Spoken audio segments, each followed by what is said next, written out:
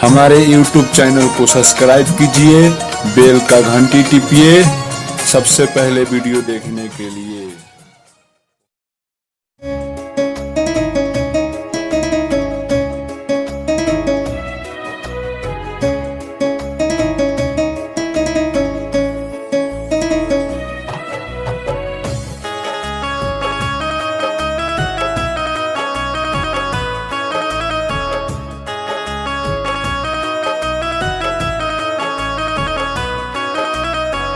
झूठे लोग प्यार के दुनिया बनावेला, राजा और रानी के सपना सजावेला।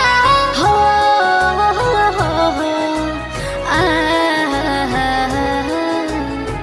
झूठे लोग प्यार के दुनिया बनावेला, राजा और रानी के सपना सजावेला। ओछके में माहौल भर जाला हो, ओछके में माहौल भर जाला हो। प्यार के कहानी ठहर जाला हो, प्यार के कहानी ठहर जाला हो।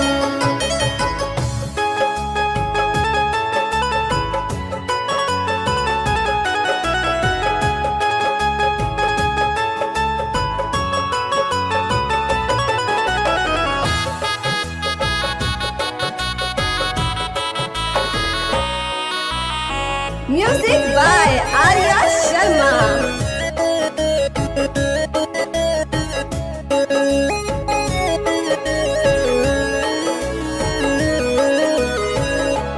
केहू पहिले न जाने ई दर्द के, नैना पर कोई देला सब हद के, पर कोई देला सब हद के। केहू पहिले न जाने ई दर्द के, नैना पर कोई देला सब हद के। मिले खातिर खोजे लोग रोजे बहाना, जुल्मी जमाना मारे दिन रात ताना।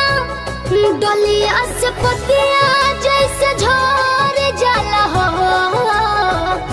डलिया से पतिया जैसे झड़ जाला हो। प्यार के कहानी ठहर जाला हो, प्यार के कहानी ठहर जाला हो।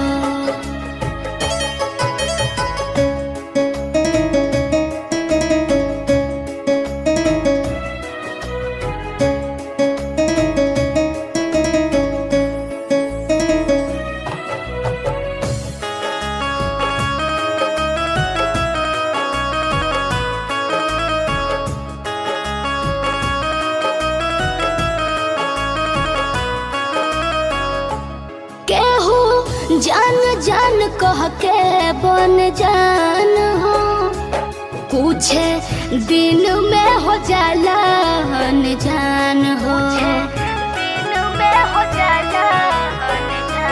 केहू जान जान कह के बन जान हो, कुछ दिन में हो जाला अनजान हो।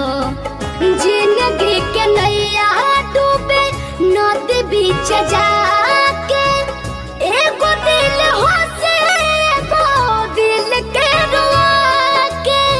शिल्पी सोचाला का बिखर जाला हो, शिल्पी सोचाला का बिखर जाला हो। प्यार के कहानी ठहर जाला हो, प्यार के कहानी ठहर